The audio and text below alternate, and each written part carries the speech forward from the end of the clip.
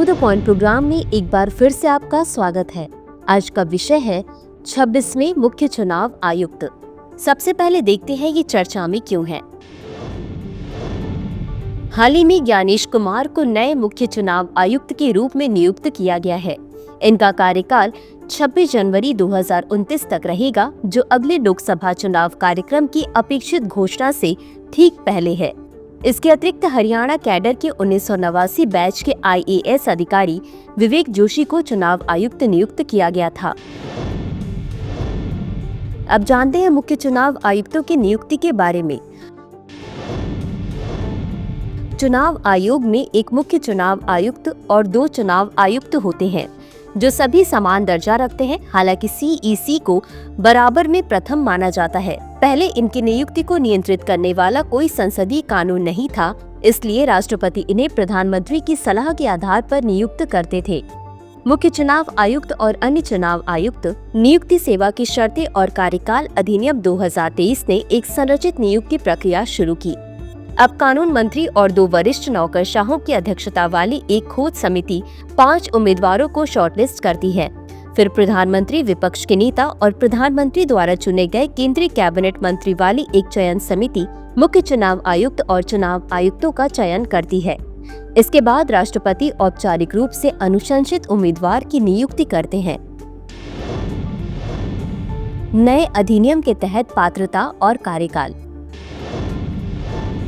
उम्मीदवारों को भारत सरकार के सचिव के समकक्ष पद पर होना चाहिए या वर्तमान में कार्यरत हो। उनके पास चुनाव प्रबंधन में ईमानदारी और विशेषज्ञता होनी चाहिए। मुख्य चुनाव आयुक्त और चुनाव आयुक्तों को फिर से नियुक्त नहीं किया जा सकता। यदि किसी चुनाव आयुक्त को मुख्य चुनाव आयुक्त के पद पर पदोन्नत किया जाता है, तो दोनों भूमिकाओं में उनका कुल कार्यकाल 6 वर्ष से अधिक नहीं हो सकता। अधिनियम में संविधान में निर्दिष्ट CEC और EC को हटाने के तरीके को बरकरार रखा गया है। CEC को उसी तरीके से और उसी आधार पर हटाया जा सकता है जिस तरह से सुप्रीम कोर्ट के न्यायाधीश को हटाया जाता है। EC को केवल CEC की सिफारिश पर ही हटाया जा सकता है। बदलाव का कारण। सुप्रीम कोर्ट ने फैसला सुनाया कि नियुक्ति पर कार्यपालिका का एक तरफा नियंत्रण असंवैधानिक है।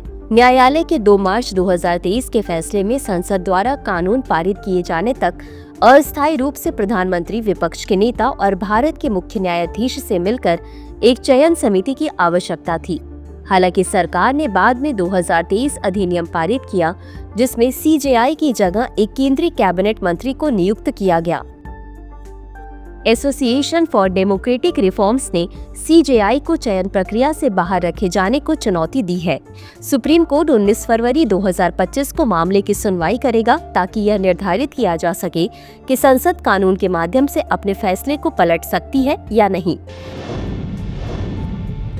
तो चलिए अंत में देखते हैं आज के अभ्यास प्रश्न को। मुख्य चुनाव आयुक्त के बारे में निम्नलिखित कथनों पर विचार करें। 1.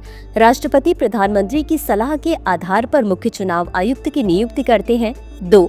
मुख्य चुनाव आयुक्त को उसी तरीके से और उसी आधार पर हटाया जा सकता है जिस तरह सर्वोच्च न्यायालय के न्यायाधीश को हटाया जाता है।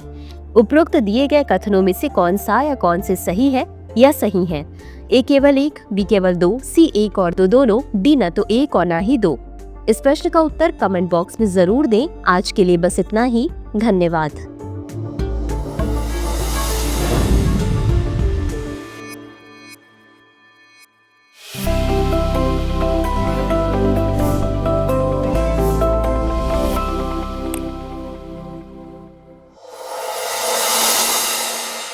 डियर व्यूअर्स, अपने एग्जाम की तैयारी को और बेहतर करने के लिए हमारे चैनल को लाइक, शेयर और सब्सक्राइब करना न भूलें।